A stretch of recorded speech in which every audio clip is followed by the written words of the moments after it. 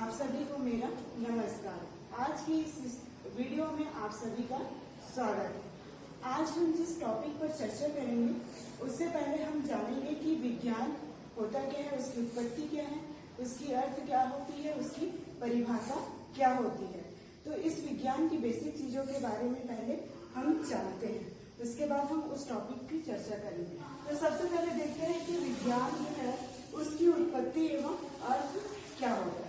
तो विज्ञान की उत्पत्ति लैटिन भाषा के साइंसिया शब्द से हुई है, जिसका अर्थ होता है जानना। एक बार और मैं दोबारा इसको दोहराना चाहती हूँ कि विज्ञान की उत्पत्ति लैटिन भाषा के साइंसिया शब्द से हुई है, जिसका अर्थ होता है जानना। ये हो गया इसकी उत्पत्ति एवं अर्थ। आइए देखते हैं कि विज्ञान की परिभाषा क्या है। तो विज्ञान की परिभाषा यह है कि सावधानी पूर्वक और क्रमबद्ध तरीकों से किए गए प्रयोगों और निरीक्षणों के द्वारा जो हमें ज्ञान प्राप्त होता है उसे हम विज्ञान कहते हैं। एक बार और देख लीजिए इसकी परिभाषा। सावधानी पूर्वक और क्रमबद्ध तरीकों से किए गए प्रयोगों और निरीक्षणों के द्वारा जो हमें ज्ञान प्राप्त होता है उसे हम क्या कहते हैं, विज्ञान कहते हैं।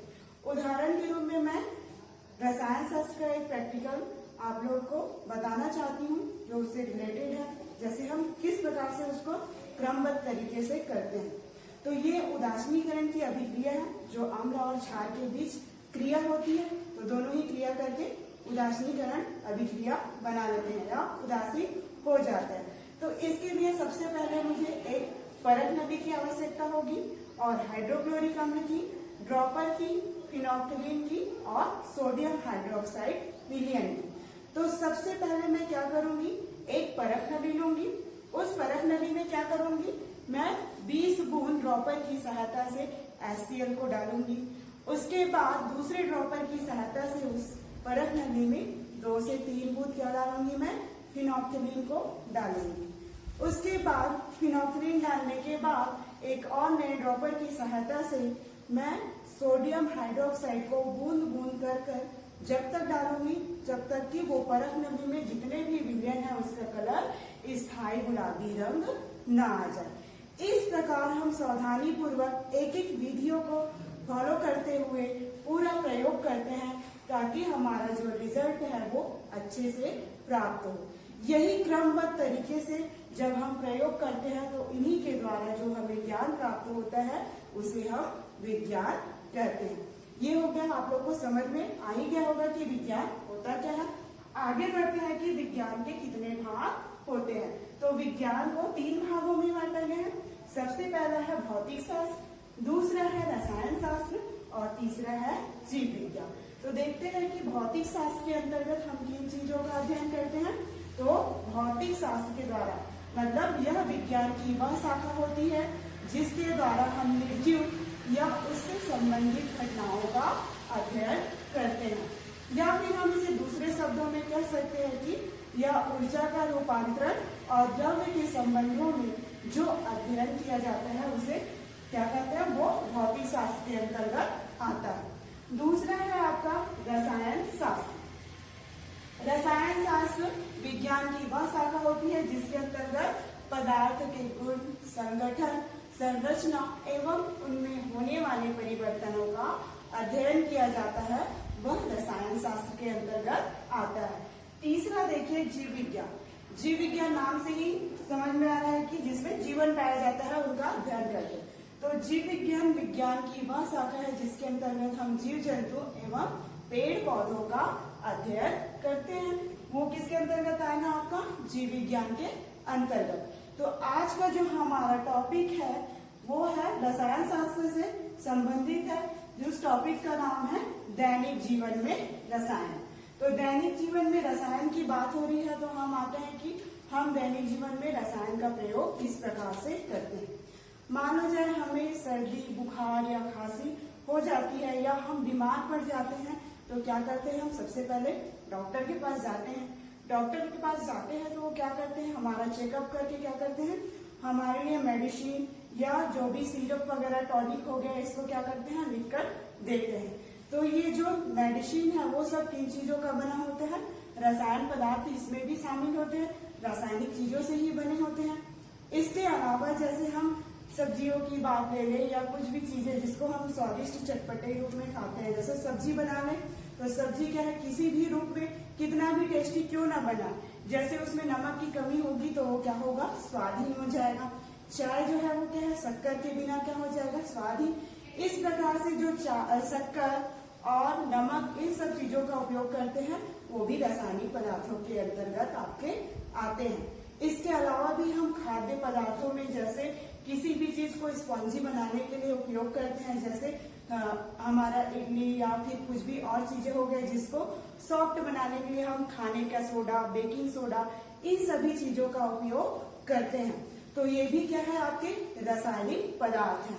तो देख सकते हैं कि आप लोग जैसे इसके अलावा भी और बहुत सारी चीजें हैं जिनका हम डेली अपने घरों में उपयोग करते हैं, जैसे हम अपने बालों में ऑयल लगाते हैं, नहाने के लिए साबुन यूज करते हैं, ऑयल का उपयोग करते हैं, ये जैसे परफ्यूम वगैरह उपयोग करते हैं। ये सभी चीजें क्या होती है, विज्ञान की देन है जो रासायनिक पदार्थों से ही बना होता है। तो इस प्रकार से हम दैनिक जीवन में रासायनिक पदार्थों का उपयोग करते हैं। तो इस अध्याय के अंतर्गत हम इन सभी रासायनिक पदार्थों का अध्ययन करेंगे। तो ये हो गया कि हमने किस प्रकार दैनिक जीवन में हम रसायनों का उपयोग करते हैं। अब आते हैं आगे। इस प्रकार हम दैनिक जीवन में बहुत सारे रसायनों का उपयोग करते हैं जिनके बारे में हम लोग मैं आपसे डिस्कस कर चुकी हूँ। अब देखते हैं जल। तो पृथ्वी के लगभग 3/4 भाग में जल है जो कि किस रूप में फैला हुआ है, समुद्र के रूप में, झीलों के रूप में और नदियों के रूप में यह फैला हुआ है। पृथ्वी के नीचे यानी जमीन के अंदर गहराइयों पर क्या पाया जाता है, जल पाया जाता है। जल सभी जीवधारियों, प्राणियों एवं सभी प्रकार के जीव जंतुओं के लिए बहुत ही महत्वपूर्ण है। इसके बिना कोई भी जीव जीवित नहीं रह सकते। जल 3 अवस्थाओं में पाए जाते हैं पृथ्वी पर, ठोस, द्रव और गैस। इसको देखते हैं कि वो किस रूप में ठोस और द्रव के रूप और गैस के रूप में पाया जाता है। सबसे पहले ठोस अवस्था की बात करें, जल की ठोस अवस्था, तो बर्फ है, तो वो बर्फ रूप में अगर रहेगा जल तो वो किस रूप में होगा, ठोस अवस्था में। वही बर्फ को अगर हम कुछ देर खुले में छोड़ दें तो वो पिघल कर किसमें परिवर्तित हो जाएगा, जल के रूप ले लेगा, यानी वो कौन सी अवस्था हो जाएगी, द्रव अवस्था हो जाएगी। उसी जल को अगर हम धूप में रख दें तो वो जलवाष्प के रूप में परिवर्तित हो जाएगा। इस प्रकार से जल की 3 अवस्थाएं पाई जाती है जो ठोस, द्रव और गैस के रूप में होती है। जल को हम सर्वात्रिक विलायक भी कहते हैं। क्यों कहते हैं सर्वात्रिक विलायक, क्योंकि ये सभी चीजों के साथ बहुत आसानी से अपने आप में उसको घोल लेता है, इसलिए कोई भी चीजों को घोल लेता है, इसलिए इसको सर्वात्रिक विलायक कहा जाता है। अब ये बात हो गई, हमने जल के बारे में पढ़ा है। आगे देखते हैं कि जल के प्रकार कितने होते हैं। तो जल के 2 प्रकार होते हैं। सबसे पहला है मृदु जल और दूसरा है कठोर जल। तो मृदु जल किसे कहते हैं, जो जल आसानी से, जिसके साथ साबुन जो है वो आसानी से झाग दे, बहुत ही शीघ्रता पूर्वक झाग दे, वो जल क्या होगा, मृदु जल होगा। उदाहरण के रूप में हम ले लेते हैं आसुत जल हो गया, वर्षा का जल हो गया, ये सभी क्या है, मृदु जल के उदाहरण हैं। आसुत जल यानी डिस्टिल्ड वाटर। दूसरा है कठोर जल। कठोर जल किसे कहते हैं, जो जल साबुन के साथ शीघ्रता से झाग नहीं देता, बहुत देर में झाग देता है और वो झाग क्या होता है, बहुत ही कम होता है, वो क्या कहलाता है, कठोर जल कहलाता है। कठोर जल में जब साबुन झाग देता है तो वो साबुन थक्के के रूप में क्या होता है, अलग अलग होने लगता है, जिसके कारण बहुत सारी साबुन व्यर्थ रूप में चला जाता है। ये किसके कारण होता है, कठोर जल के कारण होता है। अब आते हैं, अगला टॉपिक है हमारा जल की कठोरता का कारण। मतलब जल जो कठोर होता है वो किस वजह से होता है, उसका कारण क्या है, इसके बारे में देखते हैं। तो जल की कठोरता का कारण है कैल्शियम, मैग्नीशियम के हाइड्रोजन कार्बोनेट, सल्फेट और क्लोराइड इनमें से कोई भी जो लवण अगर जल में उपस्थित हो तो वो क्या हो जाता है, कठोर हो जाता है। और मृदु जल क्या होता है, उसमें सोडियम लवण घुले होने के कारण क्या होता है, वो मृदु होता है। ये हो गया जल की कठोरता का कारण। अब हमारा अगला टॉपिक है जल की कठोरता के प्रकार, मतलब जल की कठोरता के कितने प्रकार होते हैं। तो पहला है अस्थायी कठोरता और दूसरा है स्थायी कठोरता। नाम से ही स्पष्ट हो रहा है, अस्थायी मतलब कुछ समय के लिए उसकी कठोरता रहती है। तो अस्थायी कठोरता का कारण क्या है उसके बारे में जानते हैं। अस्थायी कठोरता कैल्शियम मैग्नीशियम के हाइड्रोजन कार्बोनेट जब जल में घुले होते हैं तब क्या होता है, अस्थायी कठोरता होता है। जैसे आप घरों में देखते हैं कि मान लो जाए कोई बर्तन है, पतीला है जिसमें हम पानी को उबालते हैं, तो बहुत अधिक उबलने के बाद जब उसको हम ठंडा करते हैं तो ऊपर में पानी के ऊपर एक पतली पपड़ी जैसे लेयर बन जाती है, एक परत, तो वही क्या होता है, हाइड्रोजन कार्बोनेट होता है। ठीक है, वही अगर हम उसको ठंडा कर दे तो वही पतीले में नीचे की ओर पाउडर के रूप में वो दिखाई देने लगता है, सफेद सफेद। तो ये क्या हो जाता है, ये जल में घुले रहता है और हम जब इसको उबालते हैं तो क्या हो जाता है, अविलेय के रूप में यानी कैल्शियम कार्बोनेट के रूप में वो क्या हो जाता है, अलग हो जाता है। इसको हम और अभी समीकरण द्वारा समझ सकते हैं। तो अस्थायी कठोरता को हम समीकरण के द्वारा समझे। हम जल की अस्थायी कठोरता को समीकरण द्वारा समझ सकते हैं। जैसे ये है कि कैल्शियम हाइड्रोजन कार्बोनेट जो जल में क्या होता है, विलेय रहता है, इसका क्या नाम है, कैल्शियम हाइड्रोजन कार्बोनेट। हम इसको क्या पढ़ेंगे, कैल्शियम हाइड्रोजन कार्बोनेट। तो ये क्या होता है, उबलने के पश्चात किस रूप में अवक्षेपित होता है, अलग होता है, कैल्शियम कार्बोनेट और पानी, और बाकी वो भाप जो बनकर उड़ेगा वो क्या है, CO2 के रूप में ऊपर निकल जाए। यहाँ पर देखिए कैल्शियम एक है, हाइड्रोजन यहाँ पर कुछ नहीं है, मतलब क्या है, एक है, तो इसका एक का इसका गुणा करेंगे तो हाइड्रोजन कितना हो जाएगा, 2 हो जाएगा। यहाँ पर कार्बन कुछ नहीं है, मतलब यहाँ पर क्या है, एक है, तो इसका गुणा करेंगे तो ये कितना हो जाएगा, कार्बन 2 हो जाएगा। और ऑक्सीजन कितना हो जाएगा, 3 दूनी 6, तो ऑक्सीजन कितना हो जाएगा, 6। तो हम देखेंगे कि हमारा समीकरण संतुलित है कि नहीं। तो कैल्शियम यहाँ पर कुछ नहीं है, मतलब एक है, तो यहाँ पर भी देखोगे कि कैल्शियम एक है।